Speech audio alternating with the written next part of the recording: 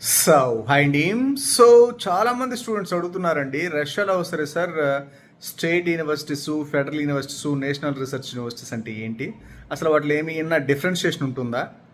మీరేమో national research top and universities అంటున్నారు, కొంత అక్కడ చదివే స్టూడెంట్స్ అంటే ఎస్పెషల్లీ ఏం చెప్తున్నారంటే అసలు స్టేట్కి, ఫెడరల్కి, నేషనల్ రీసెర్చ్ అసలుకి అసలు ఎలాంటి ఇష్యూస్ ఉండ అంటే అంతా ఒకటేనంటే ఎడ్యుకేషన్ అంతా.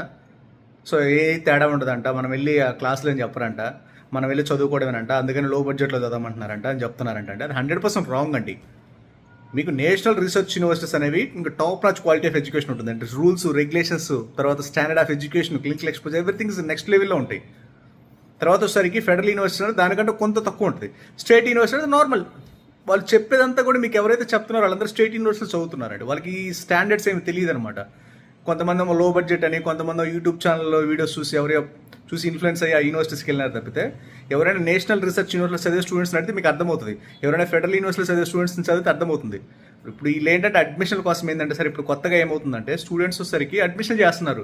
వాళ్ళని అడిగితే ఏం చేస్తారు, వాళ్ళు చదివేదే స్టేట్ యూనివర్సిటీస్, అంటే వాళ్ళు ఏదైతే ఉన్నారో అదే బెస్ట్ అనుకుంటారు. వాళ్ళకి తెలియదు కదా ఫెడరల్ ఎలా ఉంటుంది, నేషనల్ రీసెర్చ్ యూనివర్సిటీ ఎలా ఉంటాయి అనేది.